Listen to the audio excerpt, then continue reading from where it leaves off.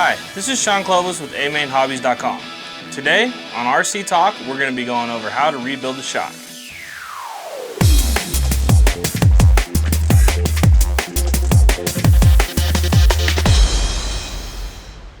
Today we're going to go over how to rebuild a shock. If you're like me, when I first started racing, I didn't give my shocks any love or attention. Once I started doing regular maintenance and using it as a major tuning option, my whole world changed as far as handling of the car.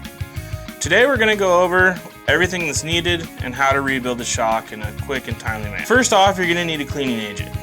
Anything really works. I do recommend using some sort of a nitro clean. Usually totally cleans it, dries up by itself. It's perfect stuff to use. You're usually going to need an X-Acto knife and also some sort of a wrench.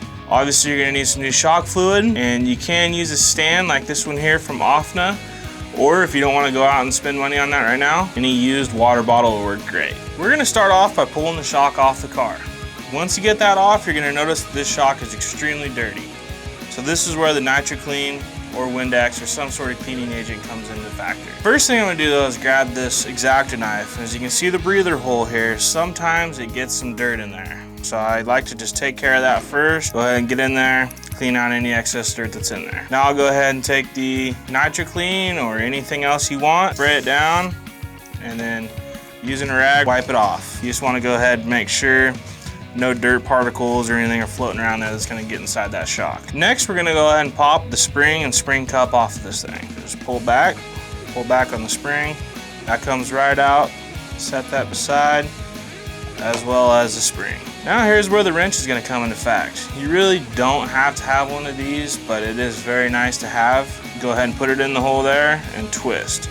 And it's going to go ahead and break that loose for you, making it nice and easy. So go ahead and pop this top off. Go ahead and take the shock fluid. I like to let it set right there on that ring and then just pump it a couple times. You're just trying to get the most of this stuff out until it stops squeaking at you. That's when you know it's good. I'll normally like to let this set maybe 5 minutes if I can. Make sure to get most of the oil out of it.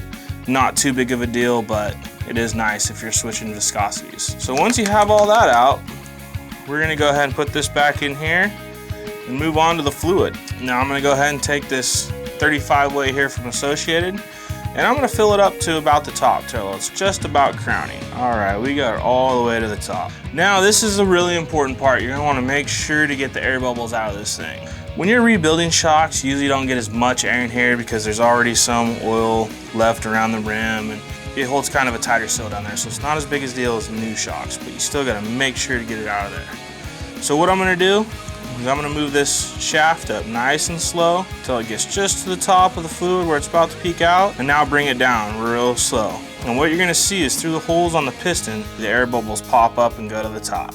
Once you get it filled up, I also like to do all my shocks, this way, put them all in the stand, let them set there for 10 to 15 minutes, let all the air escape, and then you're good to go ahead and put it together. Got the fluid, gonna make sure the fluid's right at the top, and I'm gonna show you a method here with about a quarter rebound. I'm gonna push the shock all the way up. This is generally how I build all my shocks. And as you can see, it's right at the tip top area here. There's just a little bit. And if there's any air sitting on the top, you can see a little bit of bubbles.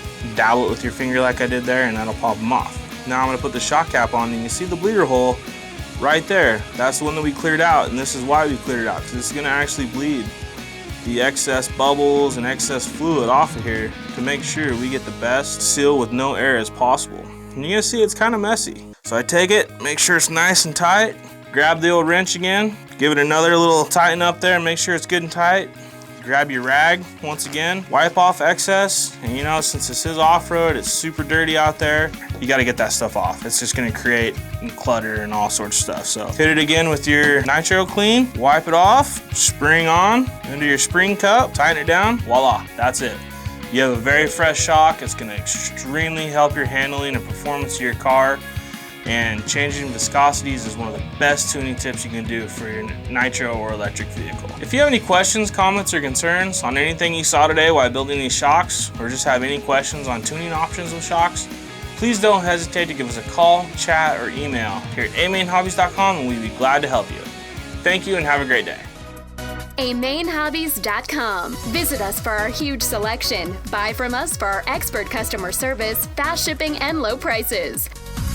amainhobbies.com, your one-stop international RC superstore.